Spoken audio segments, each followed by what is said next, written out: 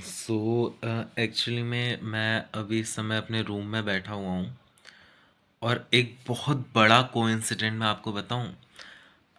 Ninth class में आज से नहीं, सॉरी, नाइन्थ नहीं, 11th क्लास में। यस।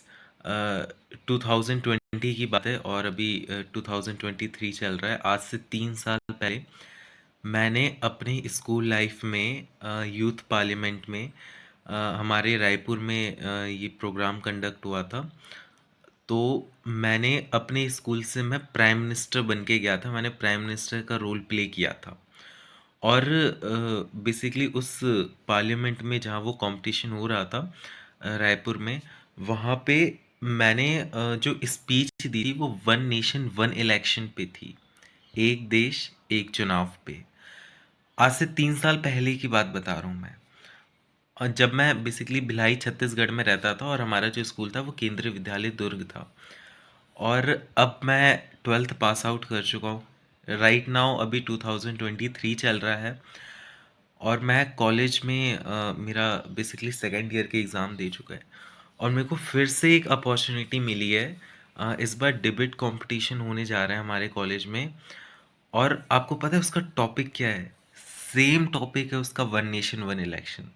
मतलब आप सोचो, जिस पे मैंने 3 साल पहले एज अ प्राइम मिनिस्टर बन के मैंने स्पीच दिया था वन नेशन वन इलेक्शन पे, आज एज इट इज़ वही टॉपिक डिबेट के लिए आया है। एंड मैंने कॉलेज के व्हाट्सएप ग्रुप पे मैसेज पढ़ा और मैं आपको इस चीज़ का प्रूफ दूंगा कि मैंने स्कूल लाइफ में वन नेशन वन इलेक्शन, वो टॉपिक सच में था जब मैं एज अ प्राइम मिनिस्टर बन के मैंने स्पीच दी थी रायपुर में। रायपुर छत्तीसगढ़ की राजधानी, कैपिटल रायपुर। ये देखो प्रूफ, ये देखो, वन नेशन वन इलेक्शन। ये आज से 3 साल पुराना ये कागज़ है। इसको मैं लेके गया था, ये देखो टेप वगैरह लगा के। और ये introduction of new prime minister, ये पूरे यूथ पार्लियामेंट की स्पीच बेसिकली तैयार की गई थी। अ, ये एक मिनट ना। ये देखो, ये पूरी स्पीच तैयार की गई थी।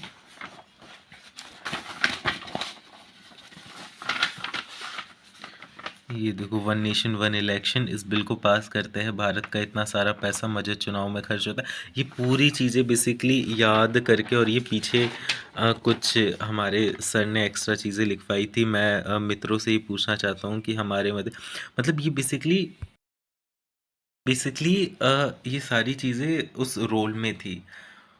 और आज 4 तारीख है। एक्चुअल में कल व्हाट्सएप ग्रुप में मैसेज आया था 3 तारीख को। और हमारे कॉलेज में 6 तारीख का प्रोग्राम है। एंड सोचो, सेम टॉपिक पे बोलने की अपॉर्चुनिटी मेरे को दोबारा मिल रही है, तो डेफिनेटली मैं पार्टिसिपेट करूँगा। लेकिन टाइम बहुत कम है यार, क्योंकि कल मैंने वो व्हाट्सएप ग्रुप में मैसेज देखा था और अब जाके आज 4 तारीख है और 6 तारीख को प्रोग्राम है।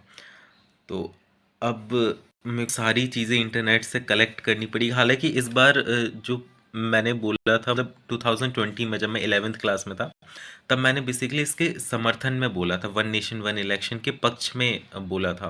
क्योंकि डेफिनेटली प्राइम मिनिस्टर बोल रहे हैं तो प्राइम मिनिस्टर जी तो चाहते हैं कि वन नेशन वन इलेक्शन आए, और मैं प्राइम मिनिस्टर का ही रोल प्ले कर रहा था। बट इस बार जो मैं बोलने जा रहा हूँ वो विपक्ष में बोलने जा रहा हूँ, वन नेशन वन इलेक्शन के विपक्ष में। यस। सो चलो, स्पीच रेडी करते हैं और उसको रटना भी है। आज रेडी करना, आज और कल में रटना, और 6 तारीख को कॉलेज में बोलना भी है।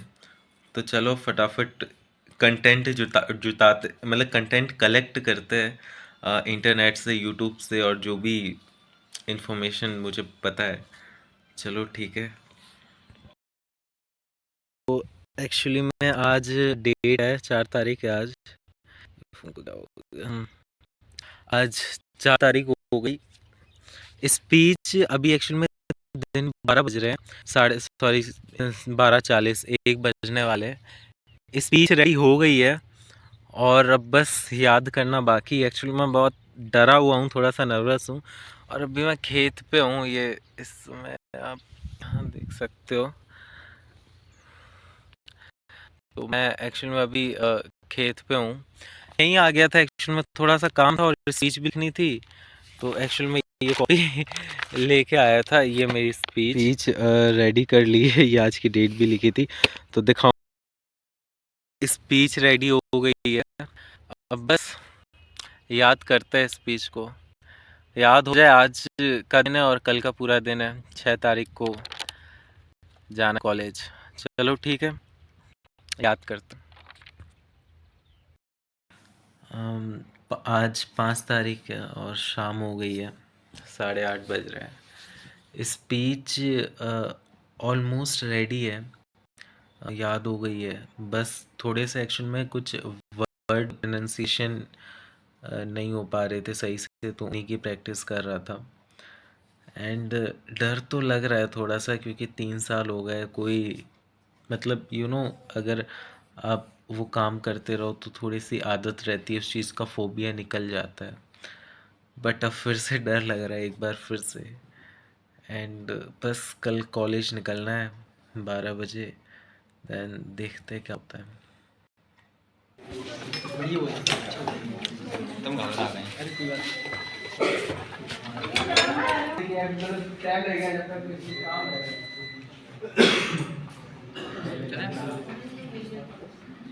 आदरणीय शिक्षकगण एवं मेरे प्रिय साथी, आज सदन की राय में वाद विवाद का विषय है एक देश एक चुनाव। इस विषय के विपक्ष में मैं अपने विचार रखना चाहता हूँ।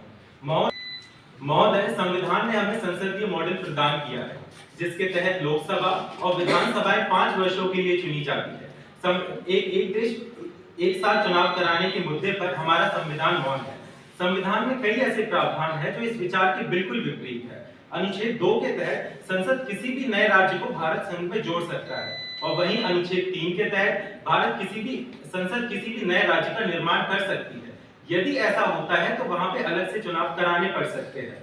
अनुच्छेद 85 के अनुसार राष्ट्रपति लोकसभा और अनुच्छेद 174 के अनुसार राज्यपाल विधानसभा को 5 वर्ष से पहले ही भंग कर सकता है। यदि किसी राज्य की विधानसभा भंग हो जाती है तो क्या केंद्र में भी समय से पहले या समय के बाद चुनाव कराए जाएंगे? महोदय, अनुच्छेद 356 के तहत राज्यों में राष्ट्रपति शासन लगाया जा सकता है।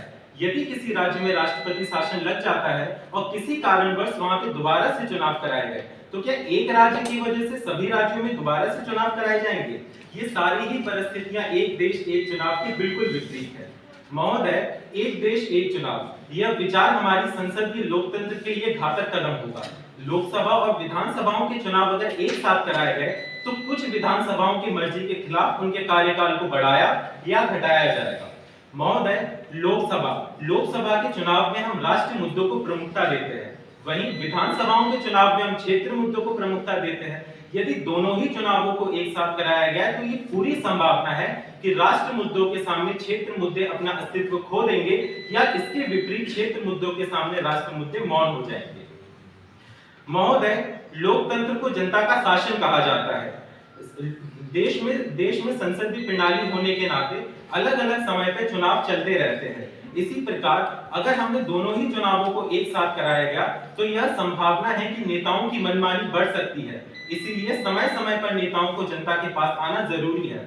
महोदय, एक देश एक चुनाव, इस विचार पे हमें स्वीडन जैसे राष्ट्र का उदाहरण दिया जाता है। मैं यह बताना चाहता हूं कि स्वीडन राष्ट्र की पूरी आबादी लगभग 1.2 करोड़ है, वहीं हमारे देश भारत की राजधानी दिल्ली में बस 2 करोड़ से अधिक की जनसंख्या रहती है। महोदय, आज ये एक देश एक चुनाव की मांग कर रहे हैं, कल ये बस एक चुनाव की मांग करेंगे जिसमें जो भी पार्टी जीतेगी वही केंद्र में और बाकी 28 राज्यों में होगी, और परसों जाकर ये नो इलेक्शन की मांग करेंगे जिसमें कोई चुनाव ही नहीं होगा। महोदय, ये सिर्फ और सिर्फ चुनाव के स्तर पर तानाशाही है। महोदय, अंत में बस इतना ही कहकर मैं अपनी वाणी को विराम देना चाहता हूं। जैसा कि मेरे प्रिय साथी ने कहा कि बार-बार चुनाव कराकर पैसे बहुत खर्च होते हैं, एक बार चुनाव कराकर हम बहुत सारे पैसे बचा सकते हैं। मैं अपने साथी को यह याद दिलाना चाहता हूं, जब भारत देश की नींव रखी जा रही थी तो ये बात लिखी गई थी कि भारत कोई पूंजीवादी देश नहीं होगा। हमारे स्वतंत्रता सैनिकों ने चीख-चीख कर ये बात कही थी कि भारत कभी भी पूंजीवादी के रास्ते पर नहीं चलेगा, भारत एक लोक निर्माण राष्ट्र रहेगा। तो महोदय, जहां बात लोक निर्माण की हो रही हो वहां एक देश एक चुनाव जैसी चीजें बिल्कुल नहीं आनी चाहिए। जय हिंद, जय भारत। अगले क्रम में